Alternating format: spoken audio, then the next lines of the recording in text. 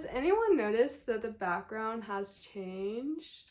Boop! Ta-da! So no matter where I live, I try to keep the background of my videos as much the same as possible. It helps when a lot of apartment complexes have similarities. But Christmas season is coming soon. First off, you know I love Thanksgiving. I love loving it. If you've read my blog posts or seen past videos, I've talked about this. But also, what a flippin' year. I just needed some Christmas decorations up. So I did that. I don't know. There's a little gingerbread man. He's got a little bow tie. Lots of dog hair on him. And this is so stinking cute. Striped back. And then the green pillows, because I'm a big fan of red and green for Christmas. Oh, and my lights. It's kind of hard to see, but my lights have snowflakes now to match the trees, the evergreens, which are what Christmas trees are. And that is completely unrelated to the blog post we're going to be reading. Instead, this blog post talks about dating advice. I know. There's so many takes on dating, and honestly, sometimes you just gotta pick and choose depending on the situation. As long as you're not picking and choosing just to justify something is like not a good relationship. Which is tricky because sometimes our emotions kind of just take over and it's hard to tell sometimes. The advice I'm sharing is actually not even my own advice. It's advice I received from my soccer coach in college. I thought, yeah, why not? The world could hear this. So here goes nothing. This blog was posted February 5th, 2024. Blog title, My College Coach's Dating Advice. The biggest heartbreak I had ever experienced happened my freshman year of college. It involved airplane tickets to Europe, drunken nights at clubs, and inciting an argument via Instagram comments. It also involved losing the person I loved the most. The details of that story would take an entire blog post, plus more to cover. One day I plan to share about it, which, by the way, I did. Until then, I want to talk about the life-changing moment that happened right before I called it quits on my relationship. As an 18-year-old, I still relied heavily on my mother's advice off and on. For many days, I had erupted into crying fits in private and silent hidden tears in public. Once again, my boyfriend had cut off communication with me. And for those who might not know what that means, he did not say, hey, let's go no contact, or hey, I need some space. He just started ghosting me, just didn't reply. In a long-distance relationship, you have nothing but communication, so this destroyed me. When I called my mom to talk to her about the situation with my boyfriend, the recent worldwide church conference, and other topics, she stopped and asked me, what do you think about leaving for your mission in July? I turned 19 in July. That's when I could have gone to do volunteer service for my church. My original plan was to wait until I had played soccer at my church for 2 years, but my mom's proposal brought a sense of peace and calm. I would go, if I could guarantee that I could come back and play soccer at my college. That meant I needed to talk to my coach. As I waited for our appointment, I tried to focus on organizing what I would say to my coach, but other thoughts interrupted my planning. These thoughts involved my boyfriend. My anxiety wanted to plan for my relationship, not for my future.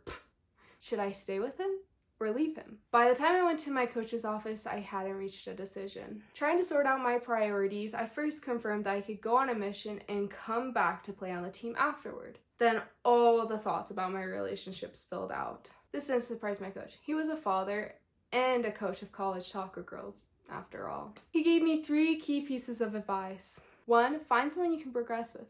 2, don't get back together with someone for at least a year. 3, if someone wants to be with you, they'll be the person whom you need them to be, even when you're not together. When I imagined my future with that boyfriend, I could see us staying steady. We might progress as much as you'd expect aging adults to, but would we inspire one another to improve? No.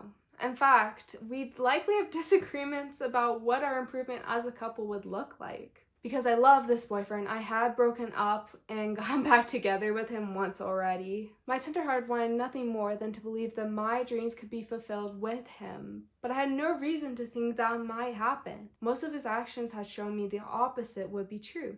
I would miss out on my dreams if I stayed with him. If he made big changes, great.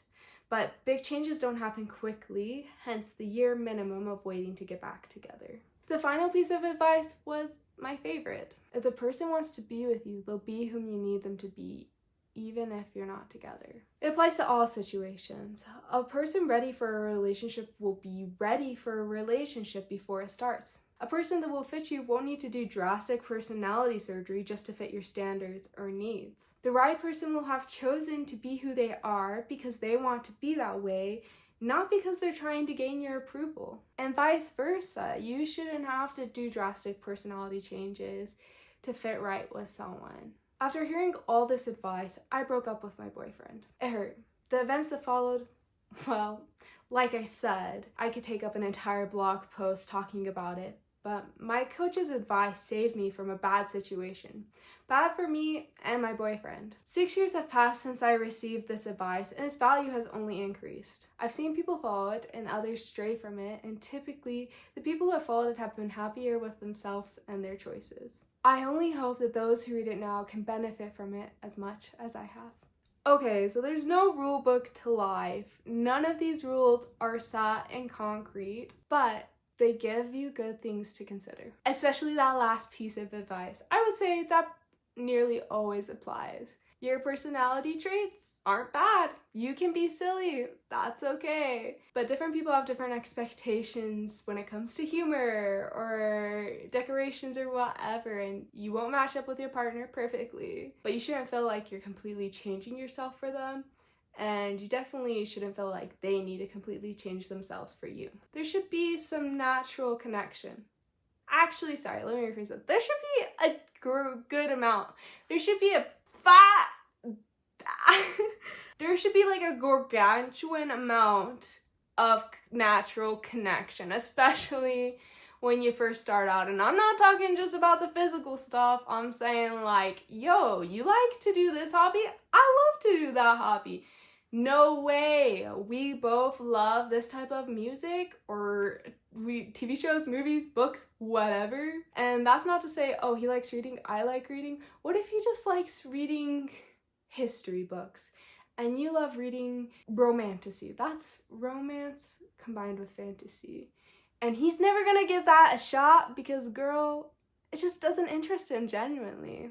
Psh, get out of there. Same with you guys. Why are you going after these girls that you can't relate to in any way? You gotta dig deep. And I mean with getting to know one another, not with some of that other stuff.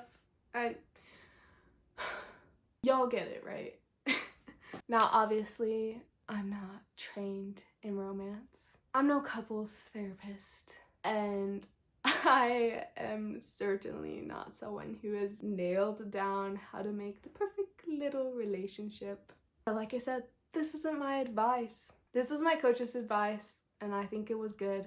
So, for those who can benefit from it, I shared it. And that's about all I can say about the topic for now. So, if you liked this video, feel free to like the video. And if you're not subscribed, you can subscribe now. You can just click it. I don't know. Thanks for joining. I appreciate y'all. Best wishes to those who are out in the dating world or who are trying to figure out whether they should stay with someone.